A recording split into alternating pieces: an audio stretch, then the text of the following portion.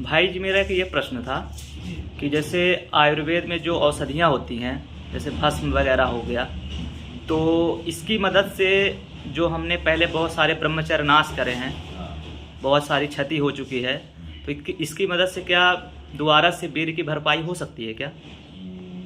देखिए बंधु, आपका प्रश्न है कि जो हमारी क्षति हुई है ब्रह्मचर्य नाश के कारण, है ना? हाँ, उसकी भरपाई क्या औषधियों से संभव है ना, ये पूछ रहे हैं ना? हाँ। तो देखिए, अगर पर्सनली आपको गाइड करें यदि हम, तो मैं कह सकता हूँ कि हाँ, यदि आप रस औषधि भस्म औषधि का सेवन करते हैं ना, तो इससे आपको लाभ मिलेंगे।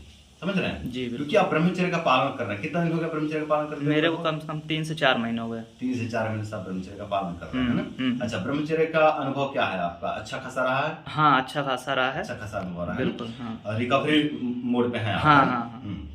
तो यदि आप भस्मों का सेवन करते हैं, रस औषधियों का सेवन करते हैं ना, तो इससे आपको लाभ जरूर मिलेंगे।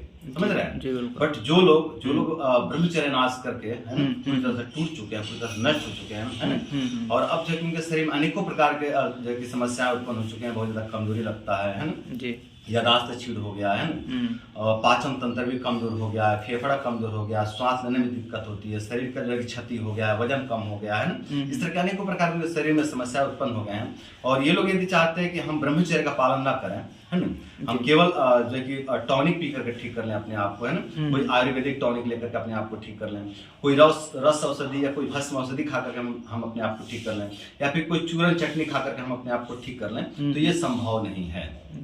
समझ रहे हैं? ऐसा संभव नहीं है, क्योंकि देखिए, जो लोग बहुत अति शुक्र क्षय कर देते हैं ना, उनकी क्षमता पूरी तरह से नष्ट हो जाती है। समझ रहे हैं? उनके पास इतनी भी क्षमता नहीं होती है ना कि किसी दवाई को डाइजेस्ट कर पाए, किसी जो है कि बाहर से कोई क्षमतावान दवाई को लेकर के, है ना, उसको डाइजेस्ट कर पाए, तो उनके पास क्षमता नहीं होती है।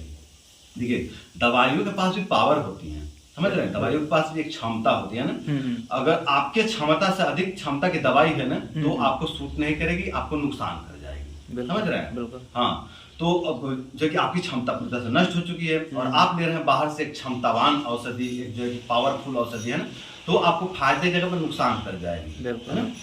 हो सकता है कोई नुकसान ना करे, कोई फायदा ना करे, ये भी हो सकता है। लेकिन अधिकांश केस में ऐसा देखने को मिलता है ना कि फायदे की जगह पर नुकसान देखने को मिलता है ना, नुकसान हो जाता है।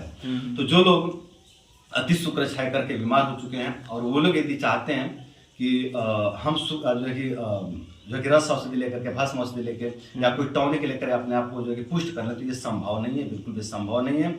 इनको चाहिए कि पहले ये ब्रह्मचर्य का पालन करें, है ना, पहले 3 महीना, 4 महीना, 5 महीना, 6 महीने तक ब्रह्मचर्य का पालन करें, है ना। जब 3, 4, 5, 6 महीना ब्रह्मचर्य का पालन करेंगे ना, तो इनके जो कि शरीर की क्षमता विकसित होने लग जाएगा, बढ़ने लग जाएगा, है ना, बिल्कुल, और इनका पाचन तंत्र भी इंप्रूव होने लग जाएगा ब्रह्मचर्य के प्रभाव से, है ना। और जब पाचन तंत्र इंप्रूव होगा, जब इनकी क्षमता बढ़ेगी, शारीरिक क्षमता बढ़ेगी, मानसिक क्षमता बढ़ेगी, है ना, बौद्धिक क्षमता बढ़ेगी, है ना, तो जब क्षमताएं इनके अंदर बढ़ेगी ना, उसके बाद जो है कि कोई रस औषधि या कोई भस्म औषधि लेते हैं ना, तो इससे उनको जो है कि बहुत अच्छा लाभ देखने को मिलेगा, बहुत अच्छा बेनिफिट देखने को मिलेगा, है ना। वो दवाइयां इनके शरीर पर काम करने लग जाएंगी।